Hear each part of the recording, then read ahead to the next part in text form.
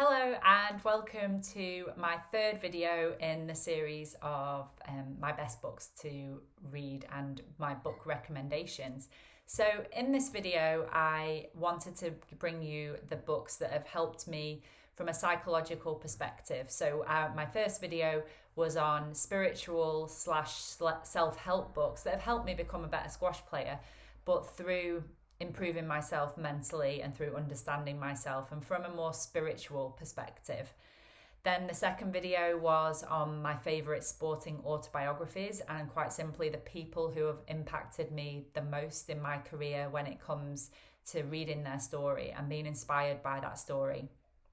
The third video, this video, is about the books that have helped me psychologically improve. And everyone always talks about my mental strength and how I got there and how do you become mentally strong. The one question I always get was, how do you be mentally tough in matches? And I think my answer is partly to do with what we're going to talk about today. It's constant thinking and improvement on the mental side. And so when you go in the gym and you lift weights or you do a cardio session, you're not doing it because you're weak in that area. You're doing it to improve in that area. Maybe you've got a weakness there, but you're doing it to get that weakness better. And no one ever sees that as a negative thing. They see that as a courageous thing to work on your weaknesses and be better. And what I see a lot with the mental side is this attitude of, if I work on my mental side, it means I've got a weakness and therefore that's bad, rather than I may have a weakness or I may not have a mental weakness, but whatever way you look at it, I'm trying to improve my mental side. So for me, there was always this mental capacity of things that I did in training, and then there's the mental capacity and strength that's needed during matches, and then there's the bridge between the two. How are you going to take all of that mental work and the physical work that you do over here in training, and how are you going to get it to come good here when we talk about the resilience and match toughness and just being tough? And I think that comes from what we're going to talk about today. It talks about education, talks about an open-mindedness, talking about giving yourself the opportunity to learn and improve in these areas, about reading, which has been one of the biggest ways that I've improved. It's about taking on everybody else's knowledge who's already done it and already been there and trying to copy that. And these books that I'm going to recommend today are my top 5 books for helping me become the person that I was and being able to transfer all of the mental strength and work that I did on the court, practice court, into the match court. And so basically I've got 5 books here and I have them all with me in the flesh or in the paper that they're on. And I'm going to go through each one of them separately because each one brings something a little bit different to the table. So firstly, I'm going to start with the most probably out there weird one that perhaps could maybe fold over into not really being a sports book. And this is the book called The Wisdom of the Enneagram. Now, the Enneagram is almost like a psychological profiling in a way. And there's loads of books around the Enneagram. I've found The Wisdom of the Enneagram to be the most simple and the most easy to understand.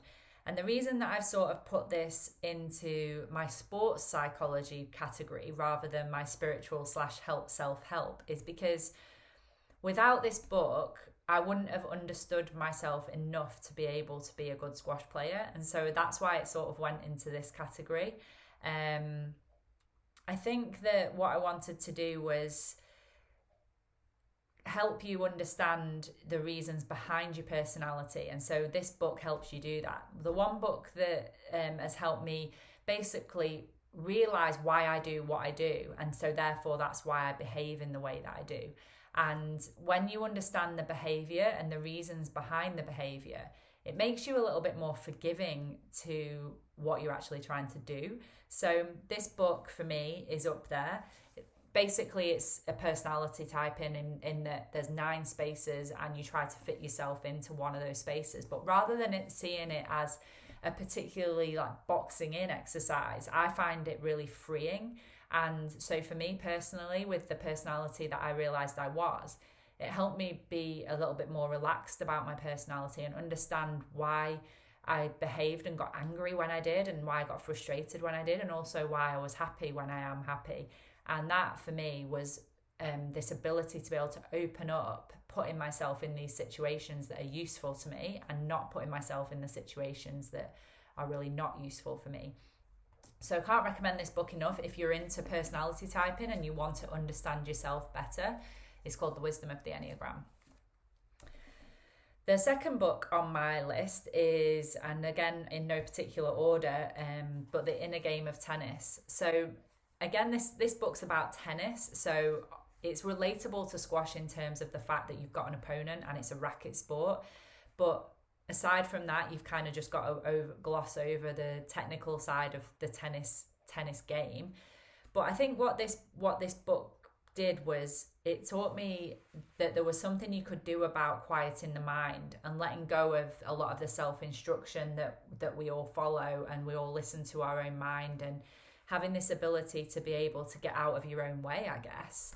It's all with, an approach to get out of your own way and let it come out, and understand yourself when you're on the court. And the fact that it was tennis and you want to try and kind of get rid of the nervousness and the self-doubt and the lapses of concentration and all these things that we think are in our own way in terms of playing poorly on the court. This definitely was one of the books that helped me kind of understand that there's something we can do about that.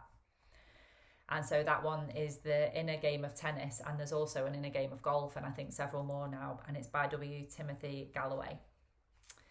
The next book on my list is Winning Ugly by Brad Gilbert and Steve Jameson. And this book, again, although it's tennis based, what it let me sort of understand is that, he looks at this book a little bit like it's warfare. It's even on the top of the book there, mental warfare in tennis, lessons from a master.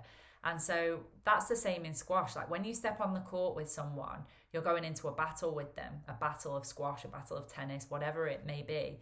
And there's game playing within that. And there's, lines that you can cross, and there's lines that you don't want to cross. And basically he talks about that side of it. And let's be honest, the dirty side of the game that everybody has to have an element to if they want to be gritty and determined and get stuck in and stand up for themselves and really believe in themselves. And so, I guess it's just getting used to that talking about that side of the game that isn't always talked about.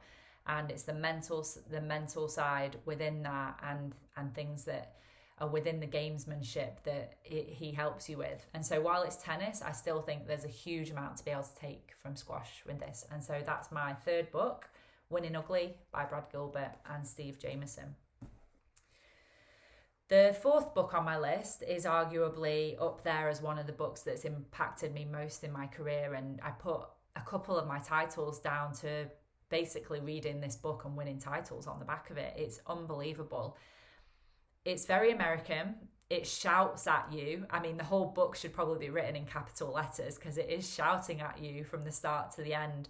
But if it's something that is kind of wanting you to, for me, I found after reading this, I felt on the front foot. I felt like my, chest up, shoulders back, like chin up. Let's go after this. Like if you're doing it, let's do it properly. And you feel like swearing and all of that sort of stuff. So the book is called Relentless, and it's by Tim Grover, and it's From Good to Great to Unstoppable is the title, or the subtitle.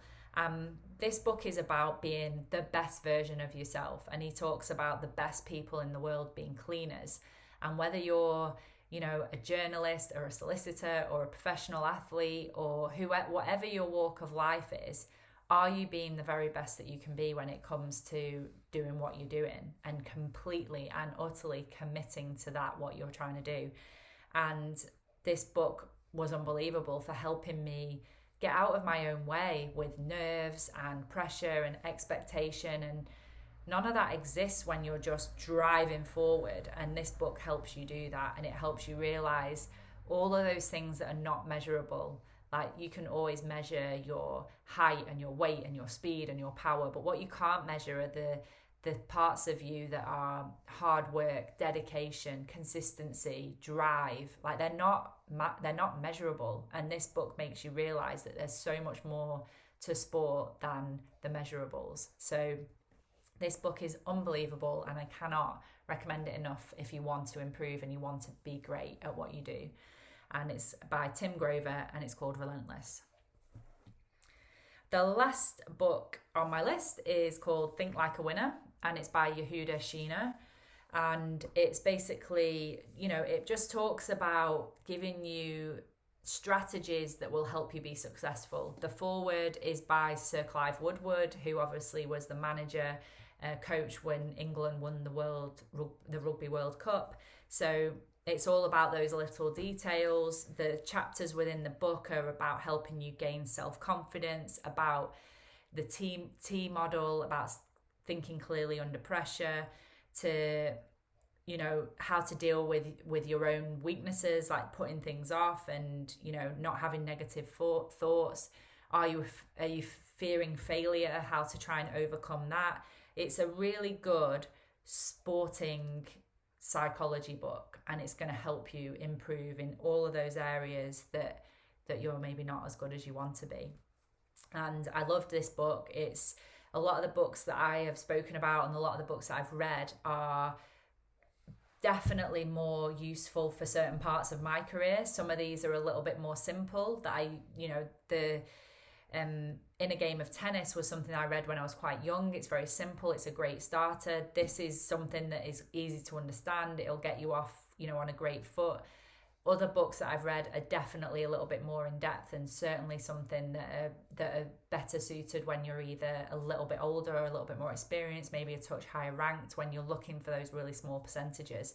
But these books overall were just generic, like anyone can pick them up at any time, and I think that they will be helpful for you. And this one is the last book on my list, Think Like a Winner by Yehuda Sheena. And that's my top 5. So I hope that's been really helpful. I've rabbited on for 12 minutes or so, and just wanted to give you an insight into some of the books that I've read over my career. And when my own autobiography comes out, I'm going to put a list in there of every book I've ever read, and these are the top 5 from all of those books, and there's well over 100. So don't wait to start your education. Get a book and get reading, especially right now where everyone's got a little bit more time on their hands, and enjoy.